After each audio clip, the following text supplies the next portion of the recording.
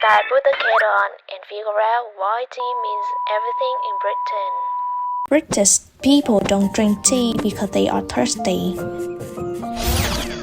They drink tea because something happened.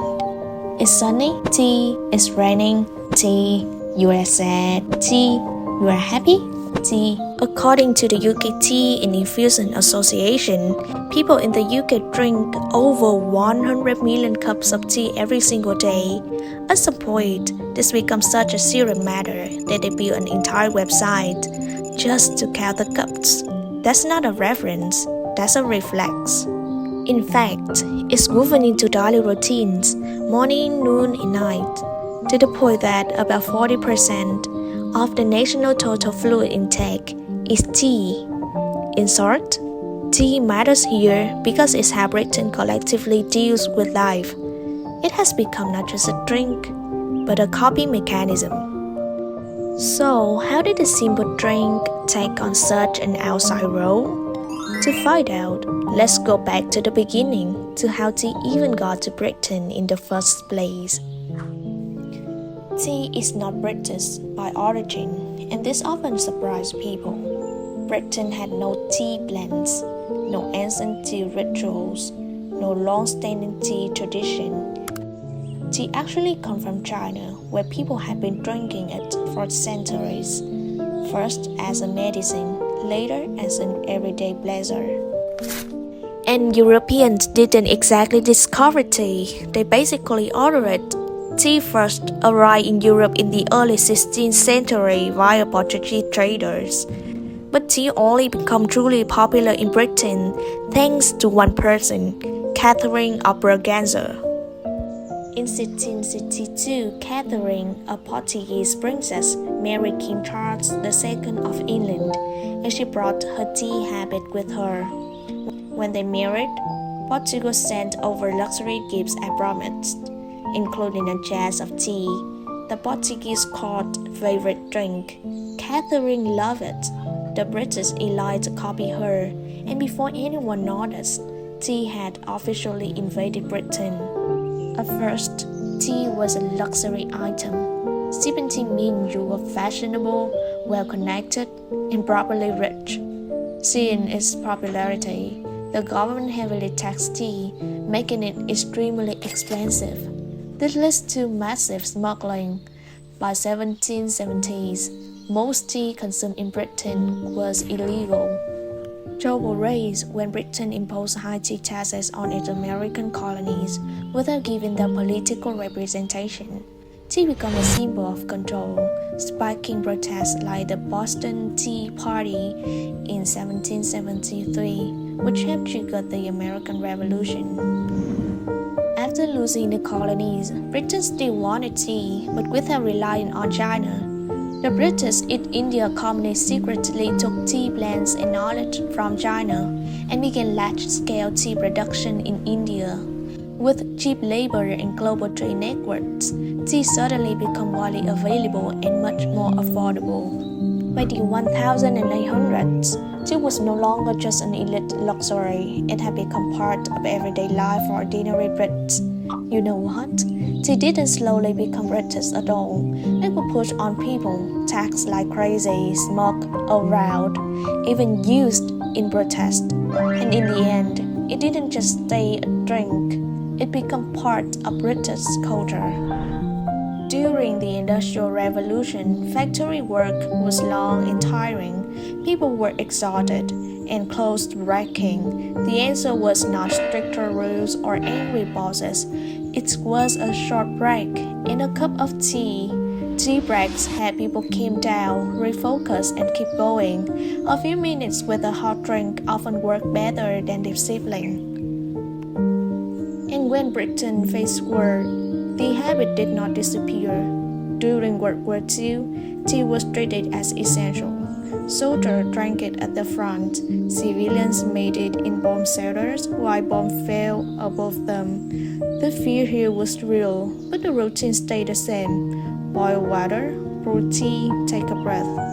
Tea did not remove the danger or the stress, but it simply helped people get through it. In Britain, tea isn't just a drink, It often comes with an entire mini meal. We see the tradition of afternoon tea, and it's as much about the food and ritual as the tea itself. Afternoon tea, as we know it, began in the 19th century. In 1840, Anna Maria Russell, the Duchess of Bedford, found herself getting hungry in the long gap between lunch and a late dinner around 8 p.m. Her solution was simple. She asked for a tray of tea, bread, butter, and cake to be brought to her room in late afternoon. She loved it, and so started inviting friends to join her for this new afternoon refreshment. And the idea caught on quickly. By the late 1800s, afternoon tea had become a fashionable social event among Britain's high society. Ladies would change into elegant gowns, gloves, and hats for tea time and gather in drawing rooms between 4 and 5 o'clock to sip tea and chat. And of course, the tea was only part of the experience. The treats were the other part. A traditional afternoon tea includes a beautiful spread of dirty woodies, finger sandwiches, often thinly sliced cucumber sandwiches, and other light fillings, warm scones served with thick clotted cream and strawberry jam, and assortment of cakes and pastry on the top tier. These delights come arranged on a 3-tier stand, and tea is poured from a giant teapot into delicate porcelain cups. The atmosphere is unhurried, polite, and a bit indulgent. Afternoon tea is a time to slow down and enjoy some sweetness. Today, formal afternoon tea is mostly a special occasional treat. You might go to a lovely hotel or a quaint tea room to experience it. In fact, places like London Bridge and country tea rooms in Devon are famous for their afternoon teas. Meanwhile, in the average British home nowadays, tea time might simply mean a mug of tea with a biscuit or slice of cake in the late afternoon.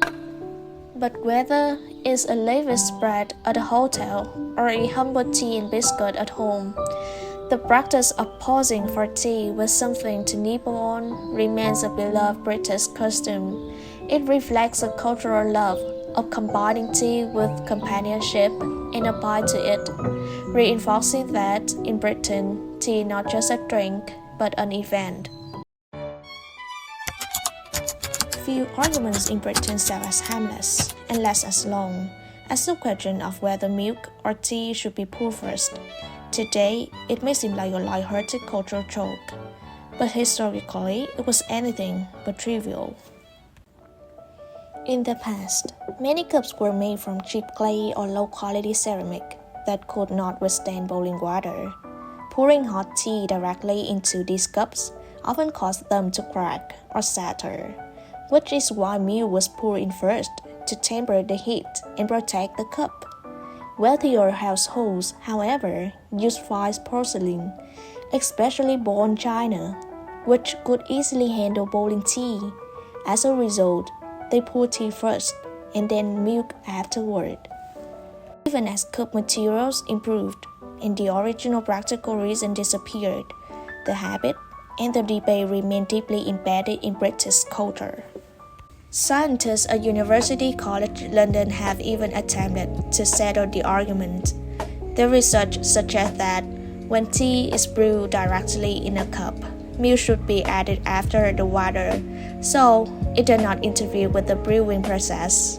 However, if the tea is brewed in a pot, adding milk to cup first can produce a better balance of flavor.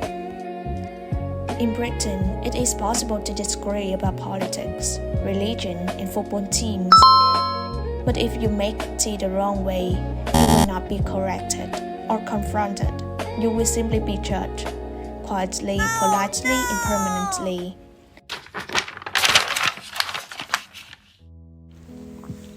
In Britain, tea is more than a beverage. It's a social signal. When someone says, "Fancy a cuppa," they're really just offering a drink.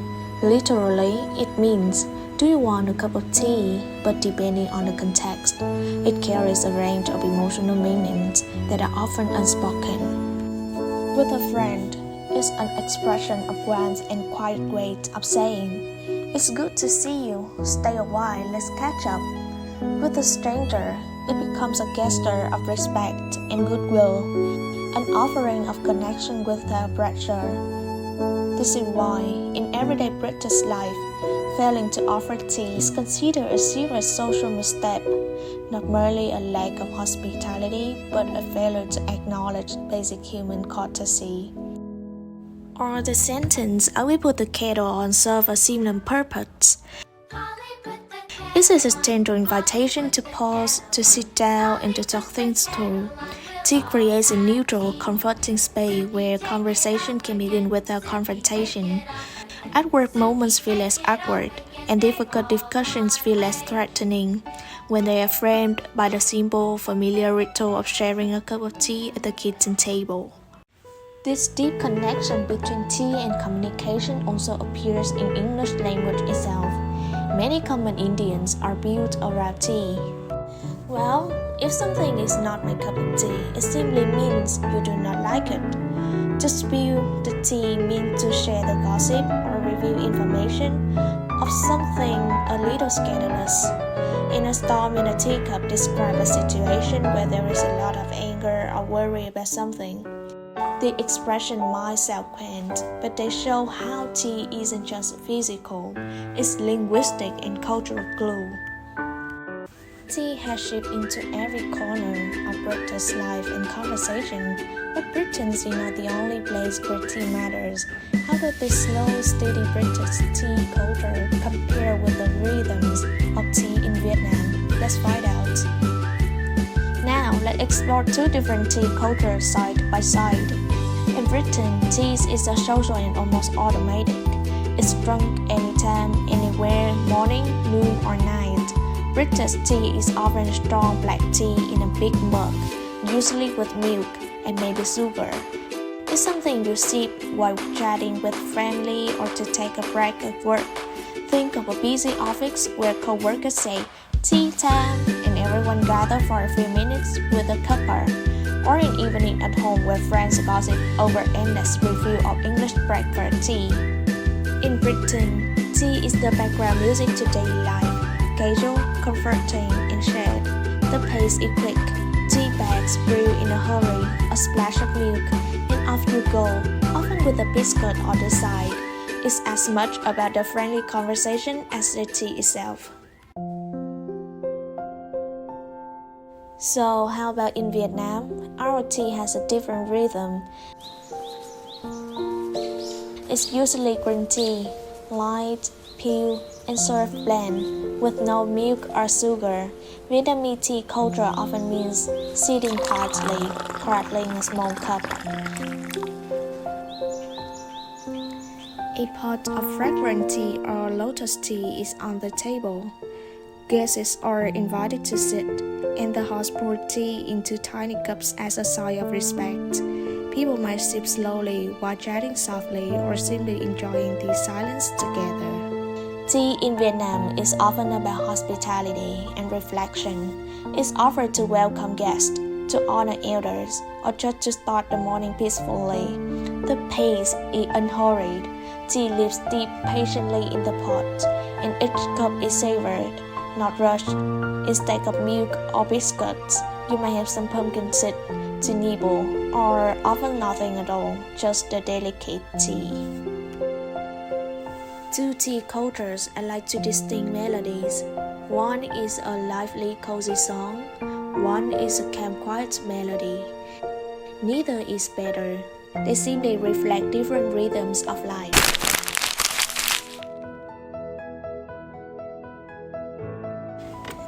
As I finished my last sip of tea, I realized that tea has never really been about the drink itself. It is about the pause it creates. In a world that constantly asks us to move faster, tea quietly gives us permission to stop. I used to think that tea was just something we consumed. Now I see it as something we enter and feel. A small ritual that turns ordinary moments into meaningful ones. A reminder that connection does not always come from the grand gestures, but from simple acts repeated with care.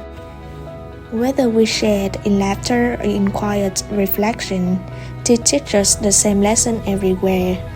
Life doesn't have to be loud to be full.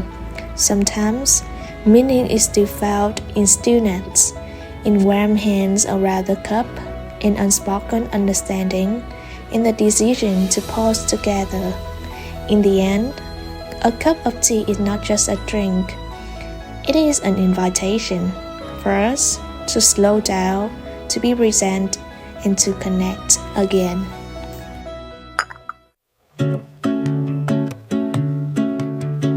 We wait a gentle sight, purple, yellow, blue, so bright.